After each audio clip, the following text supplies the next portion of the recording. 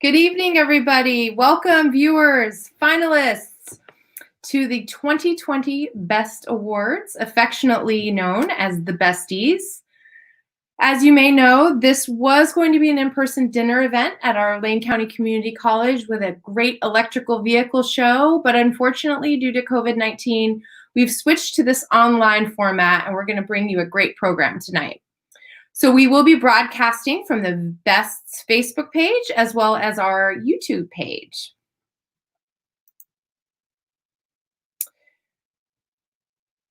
For the viewing audience, I'd like to urge viewers to post comments or questions on Facebook or YouTube, and we can see those. I'd also urge you to invite your friends to join along with us. So this morning, we're going to start up with a little warm-up trivia questions, and Marianne's going to join us. And then we're going to have a short conversation with all of the finalists for their transportation awards, and then, or Walkable Neighborhoods Awards, I apologize. And then we're going to have a raffle prize drawing for anybody who posts the answers. Then we'll have our award presentation, and then we'll talk a little bit about what's next for Best. So I'd like to just take a few moments to introduce myself. My name is Tiffany Edwards, and I am the Director of Business Advocacy for the Eugene Area Chamber of Commerce. I've been in that role for about 2.5 years and serving on the board for Better Eugene-Springfield Transportation, also known as BEST, for over 2 years of that time. This end of this month marks my end of service with the Chamber, and I will be starting a new venture with Lane Transit District. So I will be joining the LTD team, and I will be the Intergovernmental Relations Manager. So that's quite a mouthful, but hopefully I'll get used to saying that. So I will definitely, this transportation and everything related, it will be close to home for me. I'm going to go ahead and get started by introducing Marianne. And Marianne Nolte is Best Transportation Options Coordinator, and she's going to lead us through a series of trivia questions. So hello, Marianne, welcome. Oh, hello, thank you. Thanks for the introduction. Yeah, so as Tiffany mentioned, while people are getting settled, we're just going to walk through 5 trivia questions. So we encourage you to play along from home and also to write your answers as a Facebook comment as you're going along. So to keep things straight, it's easy. Probably the easiest thing to do is just write the number of the trivia question and then the letter of your answer. And I'm going to ask all 5 trivia questions at the beginning, and then we'll reveal all 5 questions at that point. So anybody who has entered a comment, right or wrong, will be entered in our prize drawing at 6 o'clock. And we have great prizes. We have $25 gift certificate to Falling Sky, $25 gift certificate to Claim 52, and then we also have a Clean Canteen bottle from Arriving by Bike. So do leave your comments because we're looking forward to hearing from you. So let us get started with trivia. Number 1, where does the word walk come from? Is it A, Old English wheel can, or to roll or toss? Is it B, Dutch vondeling, or to stroll? Is it C, Old Norse valka, to roll about? Or is it D, Arabic warzazad, or without noise? Tiffany, any guesses? Wow, gosh, I don't know, but I'm impressed that you can say that last one there. I had to look that one up for sure. All right, number 2. If you replaced 10 miles of driving each week with 10 miles of walking instead, how much carbon dioxide would you save each year? Is it A, 100 pounds, B, 300 pounds, C, 500 pounds, or D, 800 pounds? Oh, wow. Another tough one. I have no idea. I don't know how much carbon dioxide weighs, so. Yeah, exactly. I wouldn't have thought it weighs very much, but. Yeah, and is that a lot or not a lot? Good question. Number 3, which area of the United States has the highest percentage of walkers? Is it A, the Pacific Northwest, B, the Mid-Atlantic, C, New England, or D, the Southeast? Oh gosh. I'd probably guess New England if I had to take a stab. Yeah. Yeah. They have small towns. It seems like a thing. Lots of walking happening back east there. Exactly. Number 4, over 40% of all trips taken in the US are less than 1 mile. What percentage of all trips are made by walking? Is it less than 10%? That's A. Is it B, 12%, C, 15%, or D, 21%? These are great questions. Which I have no idea. And then our last trivia question for today. This is partly walking and partly birds and partly Marianne being slightly loopy, is why do chickens, pigeons, cranes, quails, and at least 8 of the 27 families of birds bob their heads when they walk? Is it that bobbing heads helps with balance? Head bobbing provides depth perception? Head bobbing sharpens their vision? Or D, all of the above? Well, speaking for myself, I can only say that head bobbing does none of those things for me. Again, very much a stumper. So, all right. Well, let's have the big reveal here. So, the question for number 1: where does the word walk come from? It is Old English "wilken," so it's which means to roll or toss, or also wander, which is of Germanic origin. So, the sense to move about, specifically on foot, arose in Middle English. So now we know. Number 2. How much CO2 can 10 miles of weekly walking save? It's 500 pounds, wow, which is a lot. So a lot of hot air. Exactly. Number 3, the area of the United States that has the highest percentage of walkers is the Mid-Atlantic. So that's New York, Pennsylvania, Maryland, Delaware, New Jersey, and that's all. These people walk 15.8% of all of their trips, compared to the South, which is just 6% of all trips. So interesting stats there. Oh, very interesting. Number 4, what percentage of all trips are made by walking? It's less than 10%. The good news here is that the average American made 17 more walking trips in 2009 than they did in 2001, and they covered 9 more miles per year. So that's a something, at least in our favor. Yeah. Well, and I don't know about all of you, but during these past 4 months, I've been doing a whole lot more walking, and I sit in on my meetings, and I take walking meetings now. So I've been doing a lot more walking than. Yeah, me too. Every phone call is me walking around the neighborhood. Yep. It's kind of nice. Good. It's good. Hopefully we keep doing those things. Yeah, totally. And then number 5, why do birds bob their heads? It's all of the above. It helps with balance, provides depth perception, and helps sharpen a bird vision. So it's a good thing we're not birds, because there you have it. All right, that is trivia. And with that, I am going to pass it off to Tiffany, and she's going to speak with our award finalists tonight, and we'll go from there. Thank you. Well, thank you, Marianne. We appreciate that. That was fun, and I learned a little bit of something, especially about birds. Who knew? So tonight, welcome everybody. We affectionately call this awards ceremony the Besties, and it's the best awards that recognizes excellence in improving the quality of transportation in the Eugene-Springfield area. So, in particular, the Walkable Neighborhoods Award recognizes achievement in designing or building neighborhoods where basic services are within walking distance. In early 2020, some community members submitted almost 50 nominations for awards in different categories. And then in February of this year, Best's panel of judges selected 4 finalists for the Walkable Neighborhoods Award. So we're going to take a few moments to speak with each of the finalists and some of the people that they work with, and then we'll announce this year's award winner. So with us first, we're going to begin with 959 Franklin Project.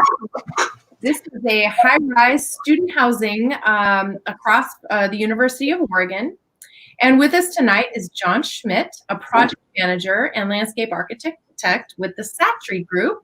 And John was part of the team that developed 959 Franklin. So John, welcome. We'd love to open it up and let you share a little bit about the project for us. Thanks, Tiffany. Thank you for giving me the opportunity to speak to this project. A project of this scale, as you would expect, takes a lot of people to get it completed. Teaming with the city on it, I'd like to mention Carol Shermer and Renee Clough. Carol Shermer was the principal landscape architect, Renee Clough, the principal civil engineer.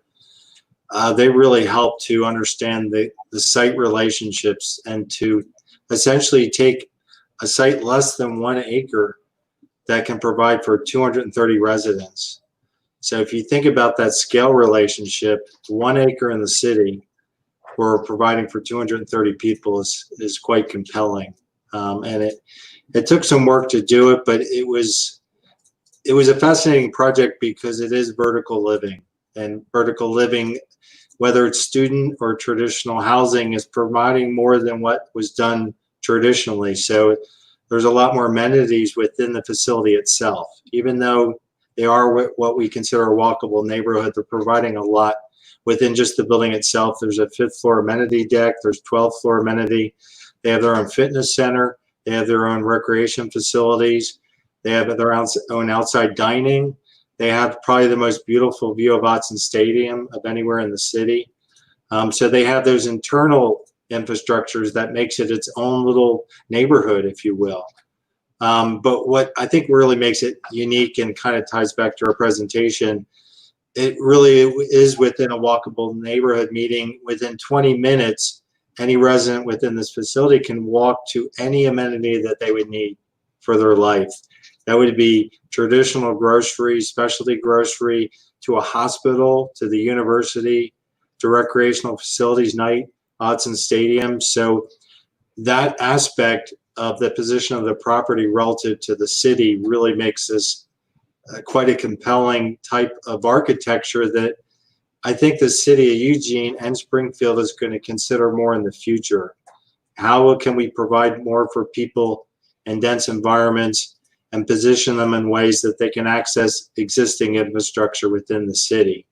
So I think 959 really does provide that. It has 230 long-term bike parking spaces, so every resident has their own bike. Now that's a requirement by the city, and we definitely wanted to respect that. We did use compact bike storage, so they're lift assist bikes. So some of these are on upper racks and they have assist. So it's not traditional, just out in a row. Some of these are stacked units. We did do less parking, and part of that is the benefit of being within a walkable neighborhood. So we're only providing 176 vehicular parking spaces, and we do that stacked vertically. So if you look at the building from the street, you can't really see the parking because it's screened behind residents who are actually front on the street. So it's stacked vertically in 4 floors. And that allows for people who do need the vehicles to have them on site, the flexibility to have that. So it's a unique type of architecture that I hope we can see more within the city. And we have the opportunity to work on other projects. We're seeing this and see this in traditional housing, non-student housing as well. But it's a fascinating project to see it designed, and a fascinating project to see it constructed, to see all the trades. These are local general contractors who led this project with a lot of mostly local subcontractors. So the money that it brings in the community just as part of the construction process for this facility was really, it was really good to see that. You know, I like to see that trades have the opportunity to work within their community on larger projects. Well, great. Well, thank you, John. That was really very interesting. I had no idea all the bicycle parking. I spent some time in Europe and I saw that a lot. So that's really neat. And thank you so much for telling us a little bit about it. Sure. Thank you for the opportunity. You got it. So up next, we're going to talk about the Crescent Village. We move there? Okay. We're going to talk about the Crescent Village, the McKenzie project there. And it's an expanding mixed-use walkable community in Eugene. The McKenzie apartments are a recent addition to the development. With us tonight, we have Greg Brokaw, who's an architect for the earlier phases of the development. And we also have Scott Ryder joining us as well, who's an architect for the McKenzie apartments. I'll go ahead and kick it off to Greg to say a few words. And then if Scott, you'd like to chime in, the floor is all yours. Sure. This is a really interesting project because it's taken 15 years from start to finish, and that's wrong. That's 15 years from when I got involved in it in 2005. It actually started 2001, 2002 with the master planning that was required for the entire 40 acres. That was done by a firm out of Portland, and then we came to it when that plan was completed, and then tried to adapt that plan into what you see there today. And what my firm did was the town center and the townhouses, the row houses off to the east. And it was, I think its significance in Eugene, it's very significant. It's certainly within the housing market, it was a proof of concept that people in Eugene were going to respond positively to walkable urbanism. It was an interesting kind of, in hindsight, experiment of kind of creating a neighborhood, a fresh new neighborhood, kind of out of nothing. It was just fields. When I first walked out there, it was fields with some roads in it. That was it. And it's taken 15 years to get here. And there's been, I'm sure those of you who follow these things, it's been quite a lot of drama around this project from beginning to end. But it's great to see it really kind of flourishing and being completed. Great, thanks, Greg. Scott, do you have anything to add?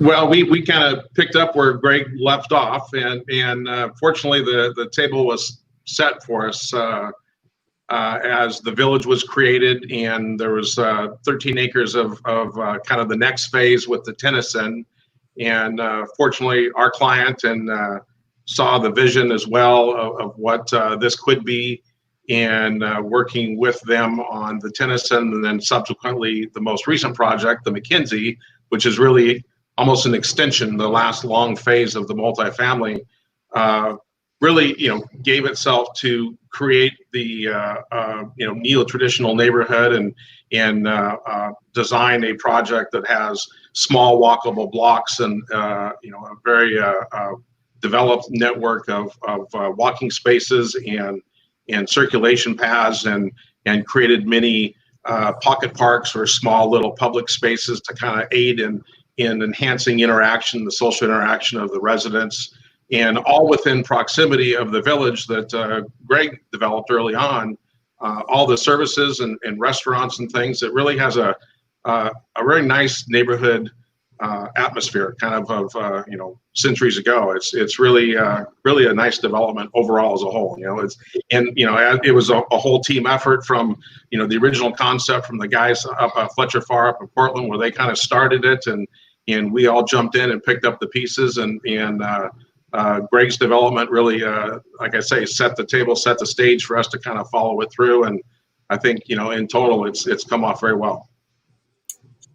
Well, great. Thank you. Yes, I have to admit, I live quite near there, and my family and I, the three of our favorite restaurants are there in the development. And gosh, it's such a great place to be and to spend time in. And it's a great job of the placemaking that's happened there. It really is a true gem in our community. So, well done. Thank you all. You bet. Thanks. All right, we'll move on to our next nominee, which is Downtown Springfield. So joining us tonight is David Lovell, who's the managing partner with Masaka Properties. And we also have the esteemed Springfield Mayor, Christine Lundberg, joining us. I thought I'd give you each a few minutes to say a few things about the overall project and to your community. And so, David, I'll go ahead and start with you.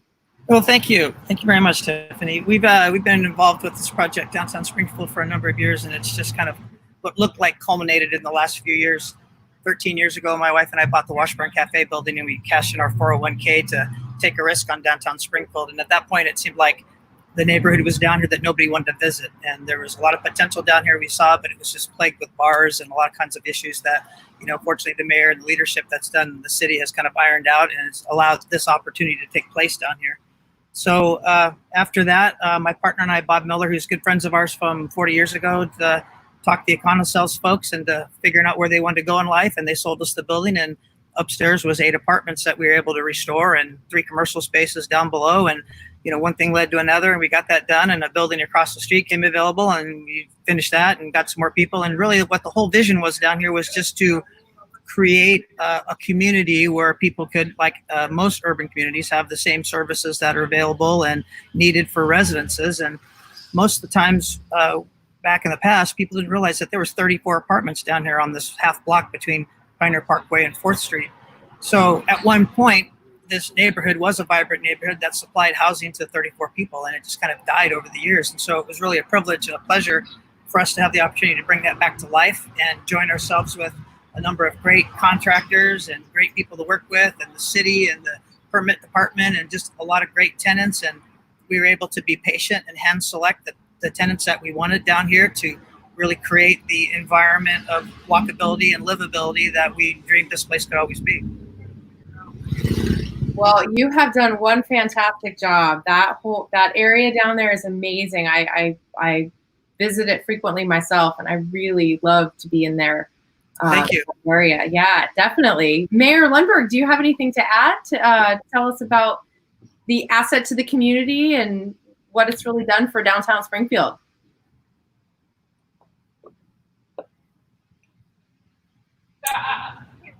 But she's muted. I'm seeing that.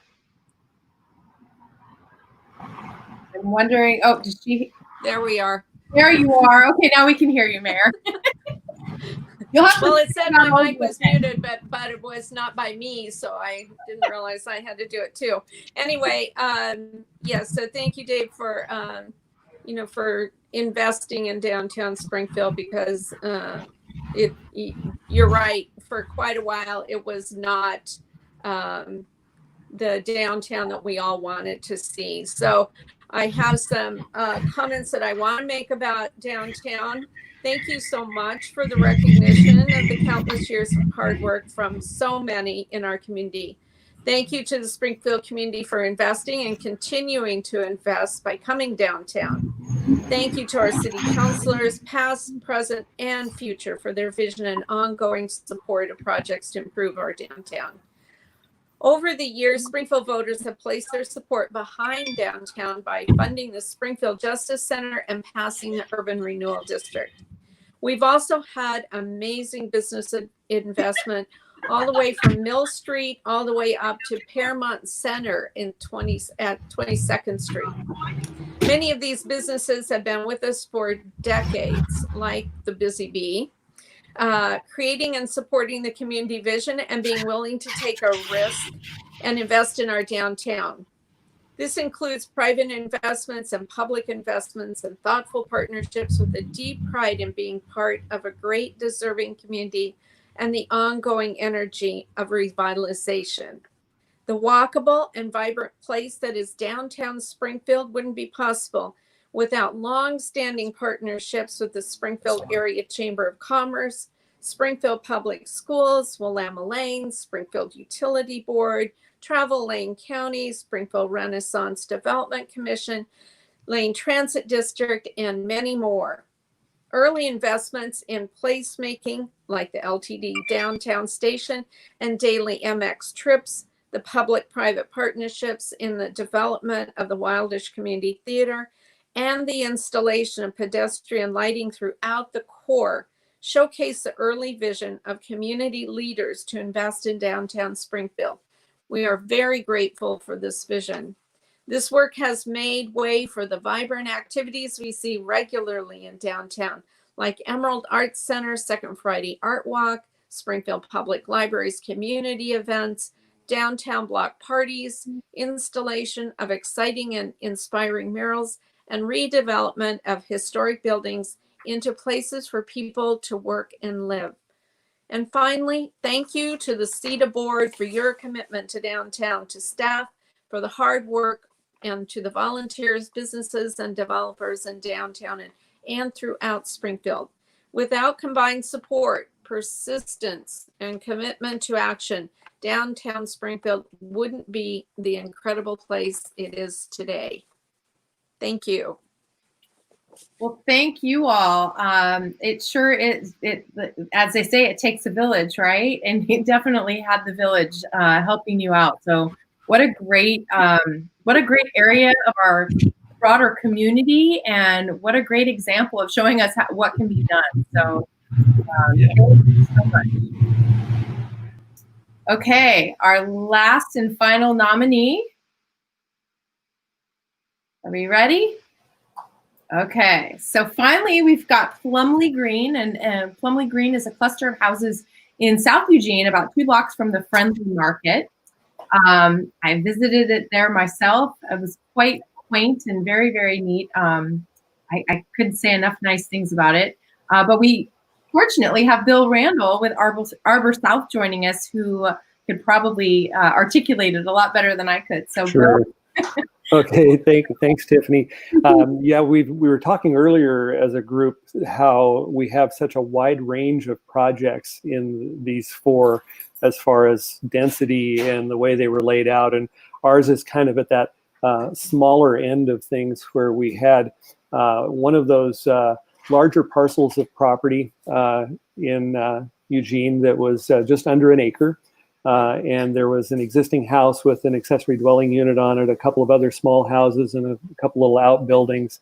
And actually, Shermer Satry had done the cluster subdivision and stormwater work on the initial design. And then we were approached by Onsenberg to develop the cluster designs of houses. So we had, with those existing 3 houses plus an ADU, we added 6 more houses, and we did 3 small 1-story houses, about 1,000, a little over 1,000 square feet, and then 2 smaller houses, and then 4 larger houses that are 1,350 square feet, which is still small by today's standards. And so it was really just a way to get a lot of extra density and still get some green space around, but they're all single family detached. Anyway, that's kind of our project in a nutshell. There, it's just a cute little project. Tried to blend in with the neighborhood as far as the home designs. It's only a couple, like you said, Tiffany, a couple of blocks from the Friendly Market.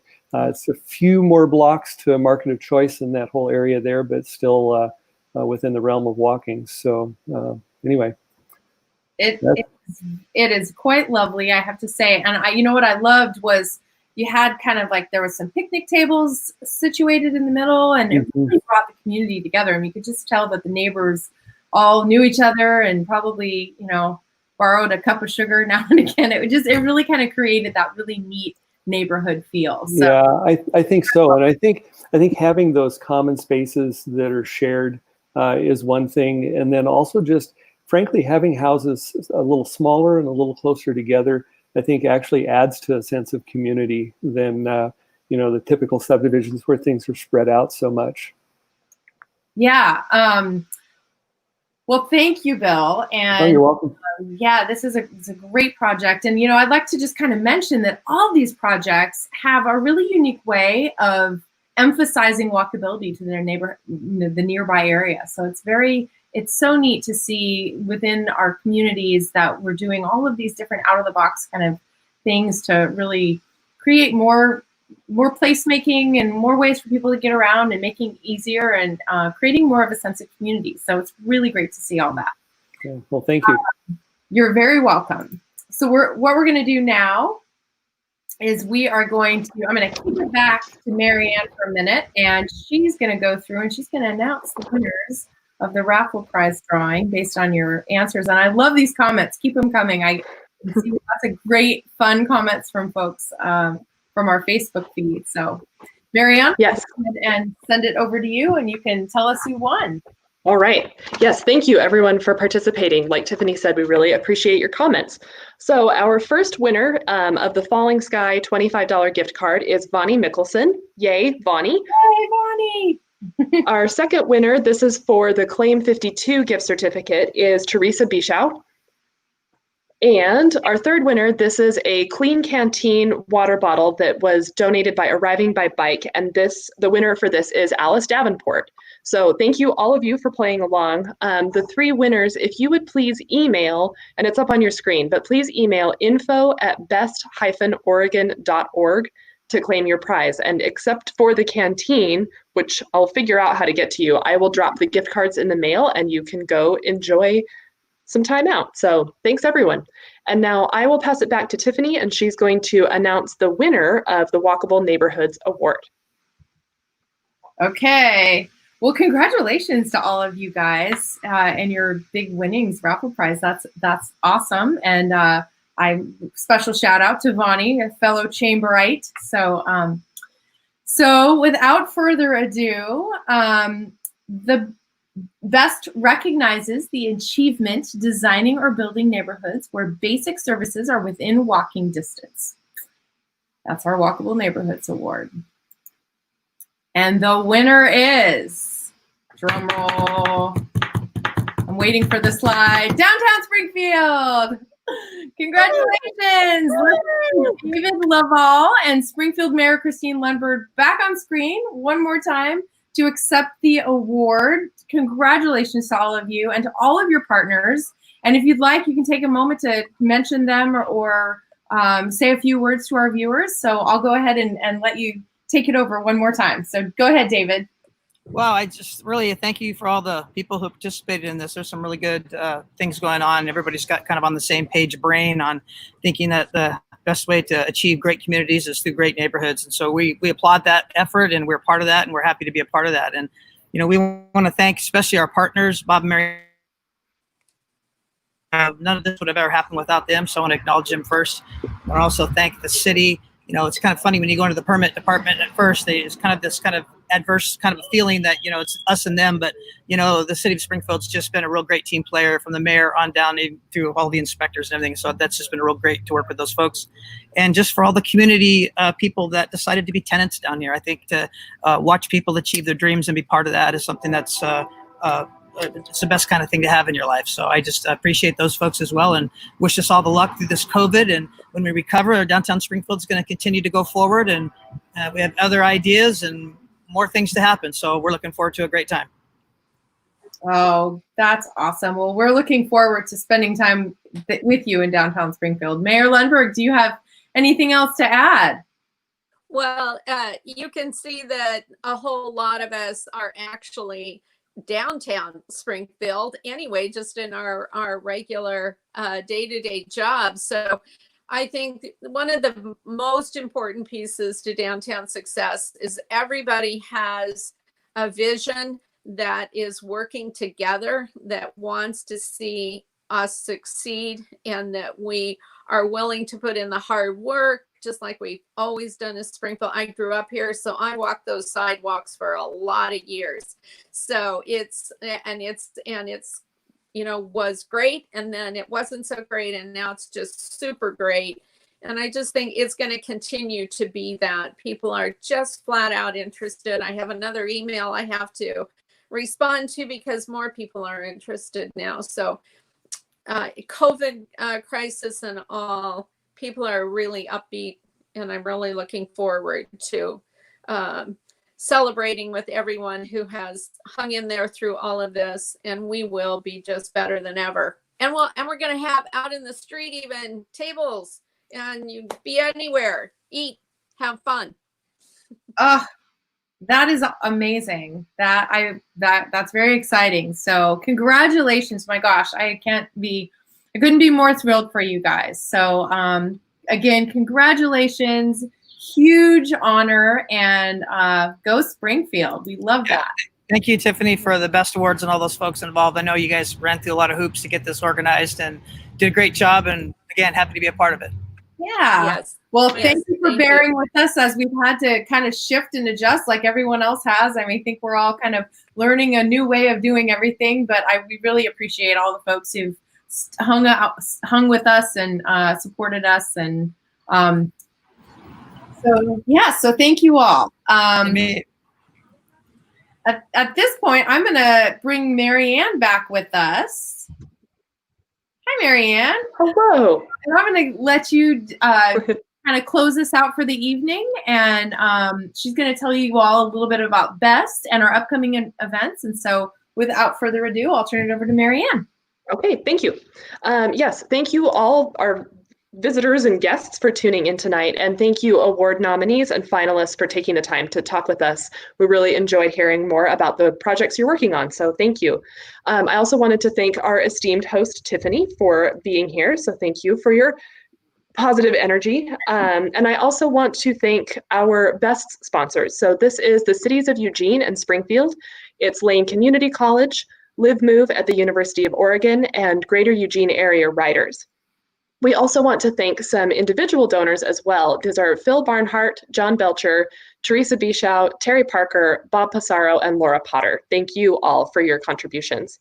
And then I also just want to acknowledge our ticket holders to the original BEST event.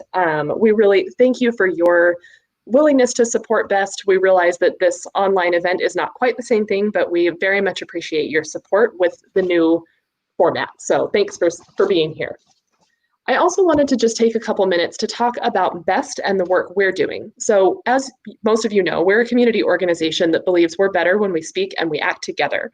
We're helping to improve transportation in the Eugene-Springfield area by educating policy members, engaging community members, and convening conversations around our 3 program areas, and that's transportation options, safe streets, and walkable neighborhoods.